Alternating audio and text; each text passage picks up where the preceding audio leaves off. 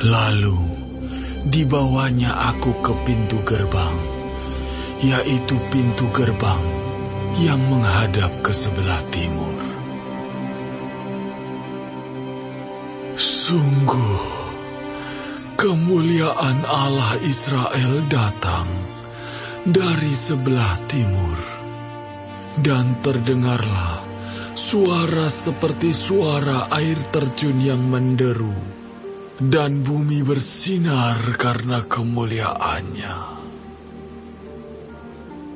Yang kelihatan kepadaku itu adalah seperti yang kelihatan kepadaku ketika ia datang untuk memusnahkan kota itu, dan seperti yang kelihatan kepadaku di tepi sungai Kebar.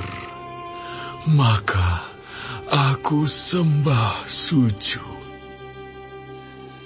Sedang kemuliaan Tuhan masuk di dalam bait suci melalui pintu gerbang yang menghadap ke sebelah timur. Roh itu mengangkat aku dan membawa aku ke pelataran dalam. Sungguh, bait suci itu penuh kemuliaan Tuhan. Lalu aku mendengar Dia berfirman kepadaku dari dalam bait suci itu. Orang yang mengukur bait suci itu berdiri di sampingku, dan ia berfirman kepadaku,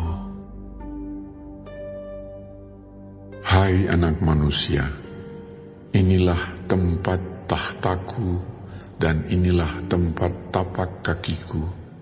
Disinilah aku akan diam di tengah-tengah orang Israel untuk selama-lamanya.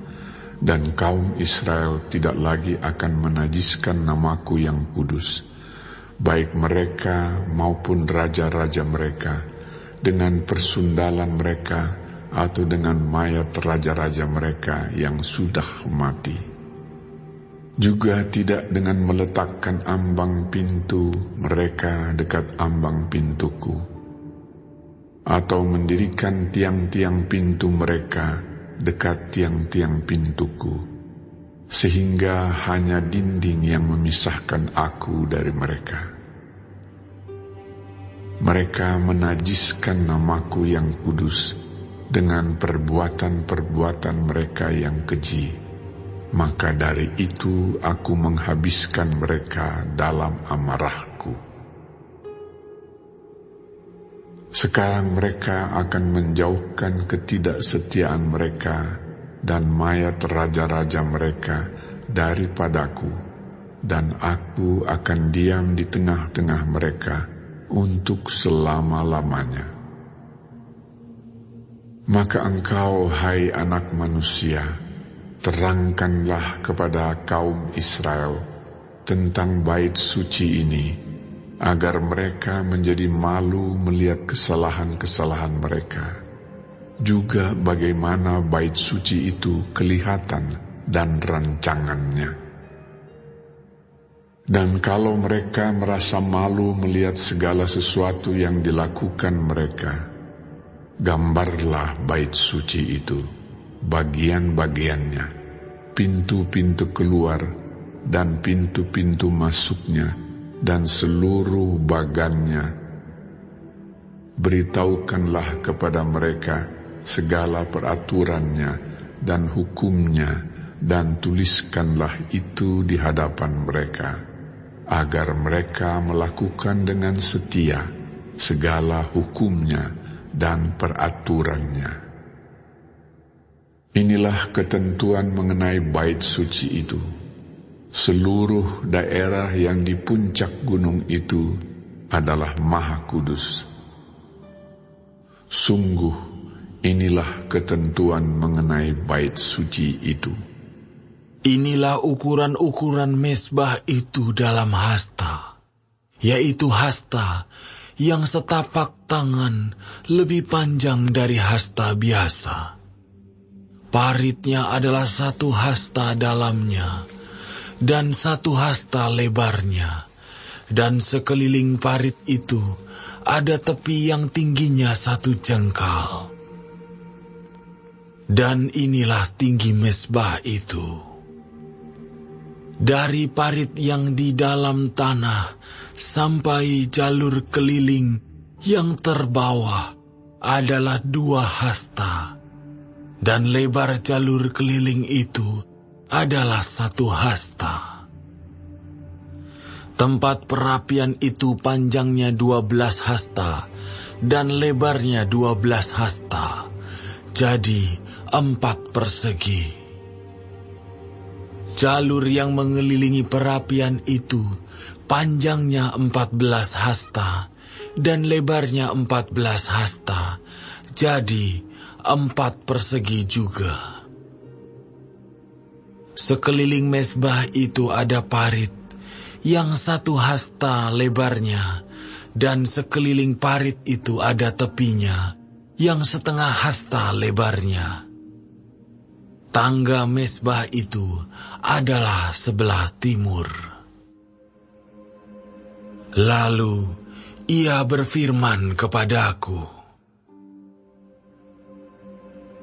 Hai anak manusia, beginilah firman Tuhan Allah. Beginilah peraturan mengenai mezbah itu.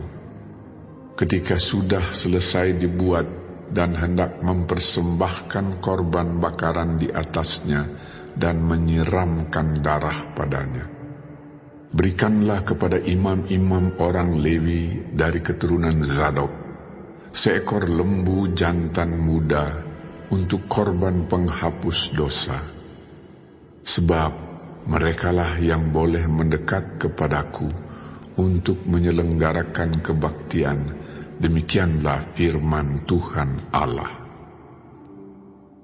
Dan ambillah sedikit dari darah itu, dan bubuhlah itu pada 4 tanduk mezbah itu, dan pada 4 sudut jalur keliling itu, dan pada tepinya sekeliling. Dengan demikian, engkau menyucikan mezbah itu, dan mengadakan pendamaian baginya. Ambillah lembu jantan untuk korban penghapus dosa itu, dan orang harus membakarnya di tempat yang sudah ditentukan sekitar bait suci, di luar tempat kudus. Pada hari kedua engkau harus mempersembahkan seekor kambing jantan yang tidak bercela sebagai korban penghapus dosa. Dan orang harus menyucikan mezbah itu seperti sudah disucikan dengan lembu jantan. Sesudah upacara penyucian itu engkau selesaikan, engkau harus mempersembahkan seekor lembu jantan muda yang tidak bercela dan seekor domba jantan dari antara domba-domba yang tidak bercela. Engkau harus membawanya ke hadapan Tuhan, dan imam-imam harus menaburkan garam ke atasnya dan mempersembahkannya sebagai korban bakaran bagi Tuhan. Selama 7 hari engkau harus mengolah setiap hari seekor kambing sebagai korban penghapus dosa. Harus diolah juga seekor lembu jantan muda dan domba jantan dari antara domba-domba yang tidak bercela.